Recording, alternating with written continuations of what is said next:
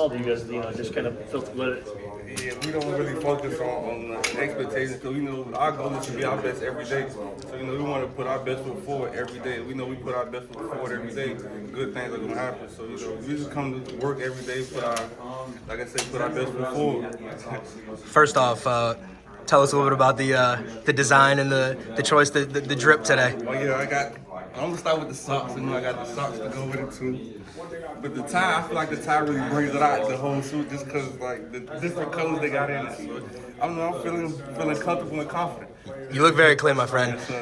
You and Tatum, obviously, that linebacking duo, everybody knows about them. But who are some of the other guys that you feel like this season are going to break out and really show Seminole fans out? We got good secondary. As you all know, our D-line is like one of the top D-lines in the nation, so we ain't got to say too much about them. But we got Ronaldo Green, we got Akeem Dent, Jarian Jones, the linebacker, we got Omar Graham, DJ Lundy. So, we got a good group of guys that, that are ready to step up if it comes down to it. Who's ready, confident. We believe in what they can do just off because they've been through the same thing we've been through. So I'm confident in whoever we put out there. That tandem, though, with you and Tatum is going to be maybe one of the best duos in the country. Just what are the conversations you and him have on having a very strong season? We just can, me and Tatum don't stay too far from each other, so our connection is like this. So, I can call him whenever and he's gonna answer. So just on and off the field, we hold each other accountable to what we say we want to do and how we want to do it. And I feel like he's a true brother that holds me accountable to everything that we say we're gonna do.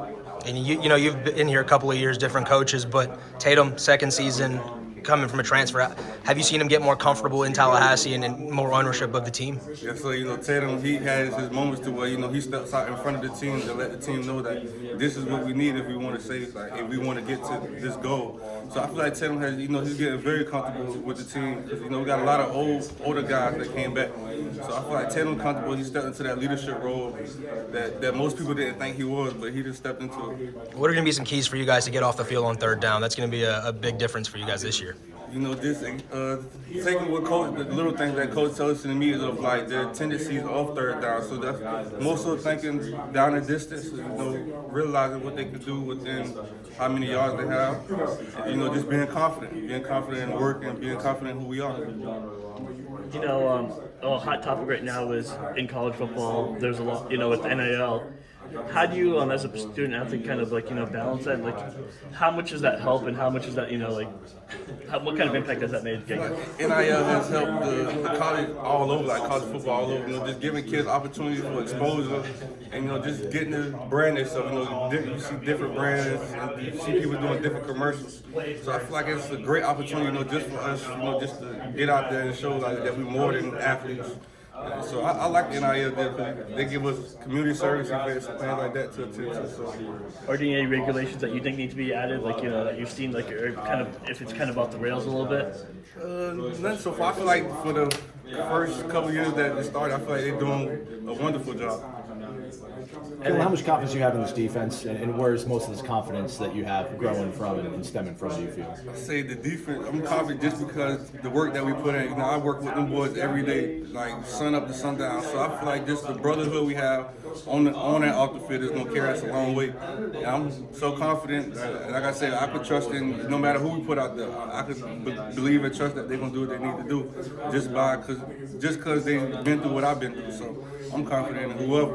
What was your reaction to being invited to this? Coaches only bring the best players they have on their roster usually to this event. What kind of honor is that, and how did that feel? It's definitely a surreal moment because, looking back, you watch Jalen Ramsey and guys that do these, and you just look up to them, and then for me to finally be able to come here, it's definitely a blessing. I'm definitely taking it all in.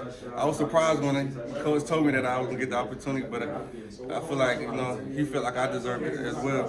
What do you feel you're capable of individually? There's a lot of sort of expectation on you to make a kind of a jump. But what do you think that jump looks to you? I feel like just be myself, stay true to who I am. It was not too much, that I need, that I need to focus on. But I focus on the little detail. Coach Shannon never lets me get comfortable.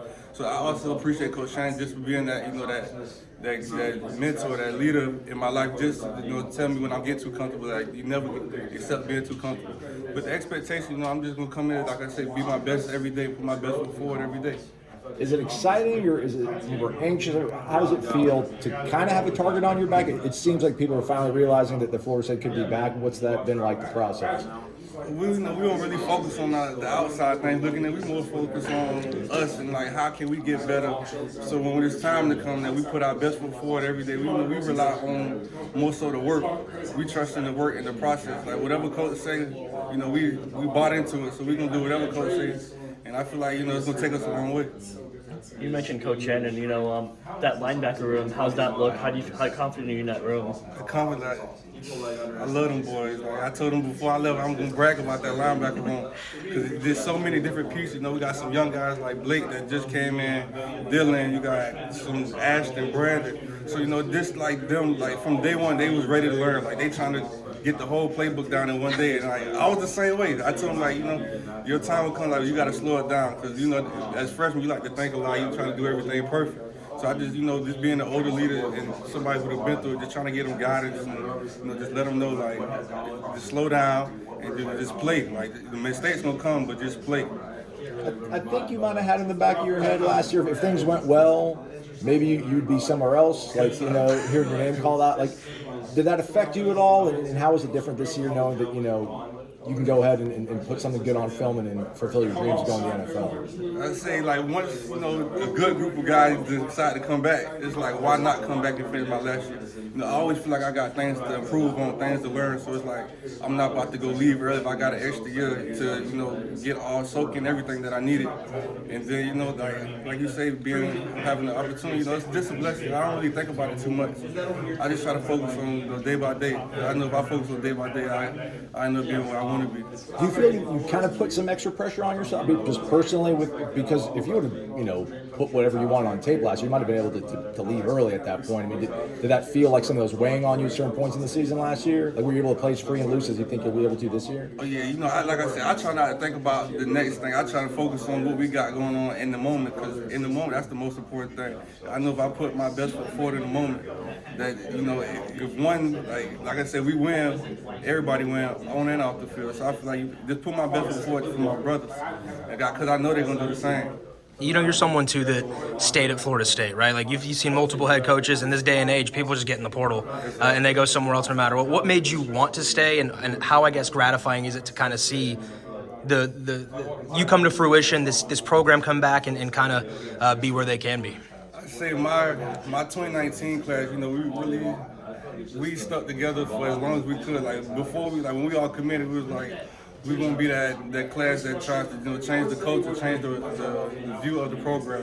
And I feel like, just the brotherhood that we have, and just like that, like I said, that 2019 class, we stuck through it all. Of whoever's left, we said we're gonna be here from time to time I get here to the time I end.